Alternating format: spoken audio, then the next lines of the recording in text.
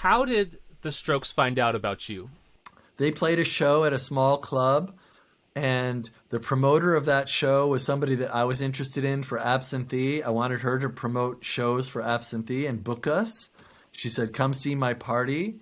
I saw two bands play at the Luna Lounge in the year 2000 in Seattle. I mean, in New York, sorry. And the first band I really loved. They were called Come On. And when they finished their set, I gave them a transport around business card, a little blue business card. I said, "Come to my studio. It's right down the street in the East Village, man. I can make great demos cheap." And they never came. And then the second band, I didn't like them as well. I didn't think they were very stylish and very proud of themselves, but I didn't get the music. But when I saw two of the guitar players get on stage to collect their pedals afterwards, I decided to walk up to them and say, "Here's my card. I record bands and I have a studio in the East Village very close by. Come see me. I can make really good demos cheap." And Albert called me. So that's exactly how it happened. Did they have any buzz at that point? Were they complete unknowns? Like, I mean, No, obviously, that's so I mean, crazy. they played for 50 people at that Luna Lounge, and they just wanted to make a demo to try to take them to the next level of club. They really were just like, and rock and roll was not popular. So even if they were great, that wasn't a respected art form really at that time in New York. Acid jazz and house music and jungle, drum and bass. That's what everybody was talking about. Nobody was talking about guitars because the grunge movement had died like 4 years previously. And so that was the last kind of time that anybody talked about guitars too much. You give them the card. What happens? What happens next? How is it? Is it a week before they call you? Is it a month? How soon did they call you? 3 days later, Albert calls. The next day, I invite him to the studio to look at it. He comes over by himself. He's got a little like brown suit with a tie and little the tennis shoes, like Converse and everything. Curly hair, super young. And he looks around. He goes, "Ah, I really like this place. We've recorded in some studios that are like really sterile and corporate, and we just can't even feel comfortable there. This is cool." And he said, "Play me some stuff you've recorded." I played him a few things. He said, "Well, that's good." And he told me when I was researching my book like 3 years ago, I actually had a conversation with Albert about this moment. And he told me that he literally ran home after that day. They lived about a mile away. Him and Julian lived a mile away from my studio, and he ran home to tell Julian that they had to record there. And then within a few days, they had arranged to come for a 3-day session. And how did that session go? Like, obviously, we know the final output is the Modern Age EP, which is of course legendary, probably one of the greatest EPs of all time, if we're being honest. How did that recording session go? Well, that was a 3-day, 3-song deal. And what you hear is the end of a Friday, a Saturday, and a Sunday. And I'll go to the end of the story first, which is when I ran into Albert, who was handing homemade CDs out to record stores on St. Mark's in New York. And he said, "Hey, Gordon, Rough Trade wants to put this out, on their record label." And I said, "Well, you better come in and we got to do some mixing on it, don't you think?" They go, "Oh, no, they like it just the way it is." I'm like, "What? You're going to make a demo into a recorded album that people are going to hear? That's crazy." I couldn't even imagine it at the time. So literally, the Modern Age EP is the result of their first 3 days meeting me. Came in on a Friday, 11 in the morning, left at Sunday at about 2 in the morning, and everything that happened in those 3 days, you can hear the results. And it was actually very difficult for me to do that with them because they were very young, but very smart and very bright and very particular about every sound and every volume and every tone and every performance. So I wasn't used to working that hard for 3 days in a row. I've recorded many bands, and they're like, "Hey, man, that's close enough for jazz," or "It's rock and roll. It's not rocket science." Like that was a common kind of view, right? But not with the Strokes. It's like, "Nope, we rushed the intro. Do it again. Nope, that note on the bass The G is quieter than the F sharp. Make it just the same volume. Like it was really meticulous and detailed work from the very beginning. That's so awesome. So I'm gonna get right back to that point, but I want to skip ahead, obviously. So the Modern Age EP comes out. It's a huge sensation in England. It does super well. They get signed to Rough Trade. They go and they decide to make the first album with you. Is This It? Obviously a classic, and one of the things I loved that you talked about in the book is about the details that these guys would go through, and not only on themselves but each other's parts. Like you talk about how Nikolai would say things about Fab, and Fab would say things about Julian's vocals, and they were so on top of each other about every little detail to make it sound the way that they wanted it to sound. And so my question is did they ever have any creative disagreements in the studio about that kind of stuff? And if so, how did they resolve them? I don't know if they had creative disagreements because, in a way, in those early albums that I worked on, Julian wrote them. He was like the mastermind of the parts, So there wasn't a lot of like, hey, I want to play this on the guitar. No, that's not the part I wrote. It's like so on a creative level, there wasn't a great deal. Maybe after 10 takes of something on the drums, where Fab is pounding it hard, and Julian's going like, dude, you're like slowing down and speeding up. Maybe that made him frustrated. Maybe it made him want to throw the headphones down and like blow off some steam. And I saw them get into some little conflicts with each other, but I also saw them, instead of like being real childish about it, one guy smashing something, one guy leaving, yelling, they would just sit there and work it out. So there were conflicts in the making of the album, not many, but they were very interestingly and powerfully resolved so that things could get going quick. Now, when they would resolve these issues, like, did they talk it out? Were they just like, all right, you go to your room for 10 minutes and come back? Or what, how No, did they? they talk it out. They talk it out. Like, I see you're mad. I see you're mad. Look at your face. I can tell by your face you do something, like, no, no, really, you did that. Oh, I did that. Oh, like they talked it out right in front of me. Like sometimes I'd see it through the window. I didn't privy every word, but I could see, wow, these guys are like really mature. That's what kind of people even my friends don't do. They all ask like prima donnas and children, and everybody throws a fit or gets drunk or sabotages stuff. But that wasn't happening. It was just pure conflict resolution.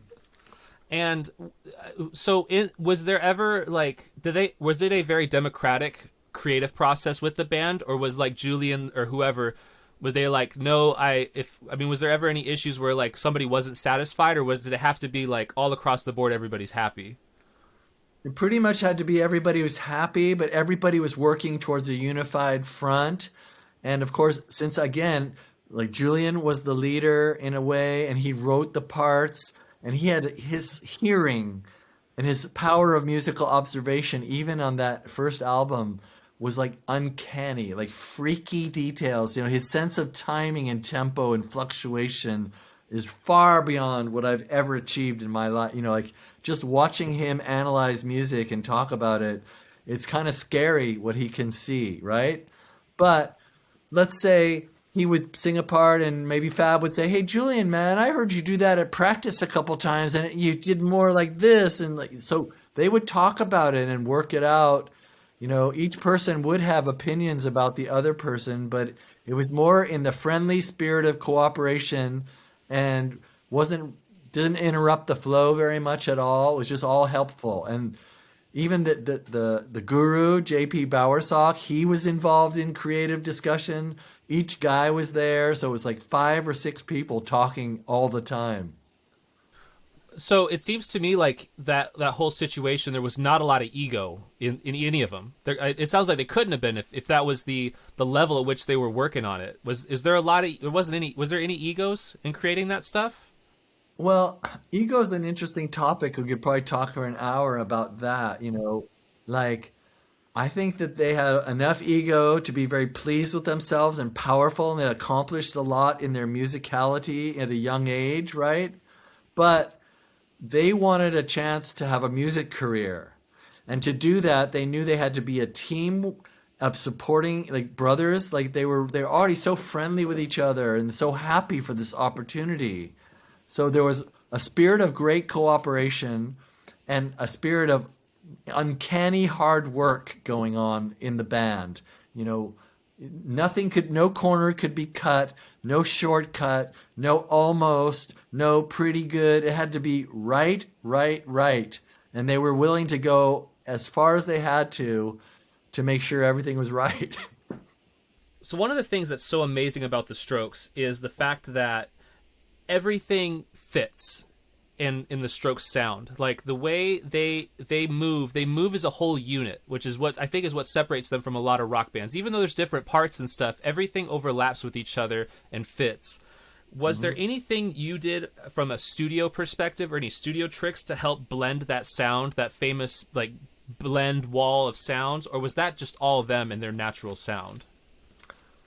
I gave them the sounds that they wanted to record, at their interacting with them. Like, here's my mics, here's my preamps, turn your guitar the way you want it. Is that right? No, it should be brighter. Okay, how's that? Yeah.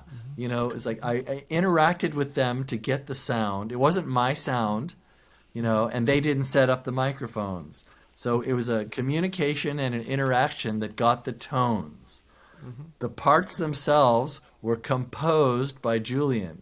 They were the thing that's magic about those songs is how they're built. You listen to a bass line that's a melody, two guitars that are basically other melodies, and a vocal melody. There's like four melodies, and that is not rock and roll. That is Baroque counterpoint harmonic composition, right? And most bands, it's like a big rhythm guitar, and occasionally in between the singing, there's some decoration from the lead guitar, and then maybe a solo space, right? But this has nothing to do with that. There's no big chord.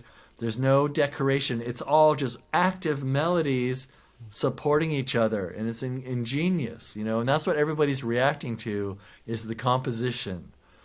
So the studio trick I would use is when he would say, like, when I play this string on the bass, it's quieter than when I play this string, and I've recorded it and fix it. So I had to go to every time he hit the low G and boost it so it wasn't quieter. I'd do that.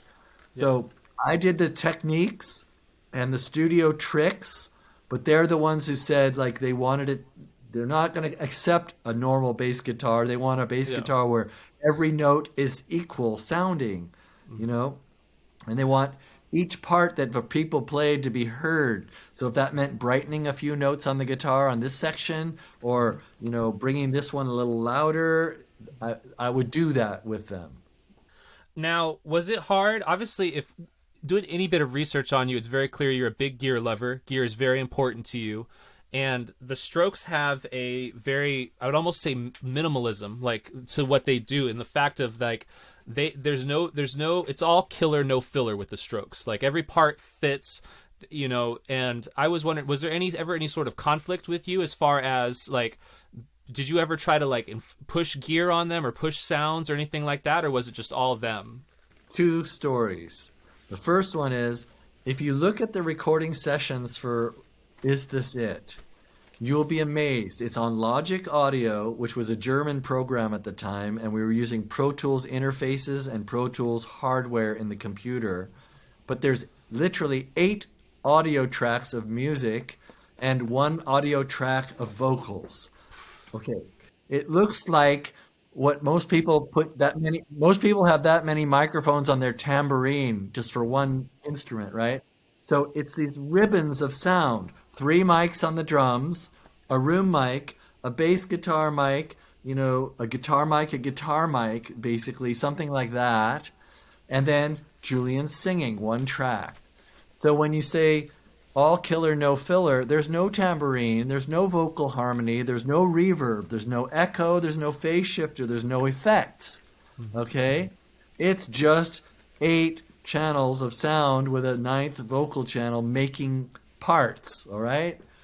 Now, one time, after we'd been using my $400 Audio-Technica microphone for all his vocals up to a certain point, the guy at the studio across from me had gotten a U87 Neumann, a 2000 or $2,500 microphone, which I have right here behind me. I have one of my own, right?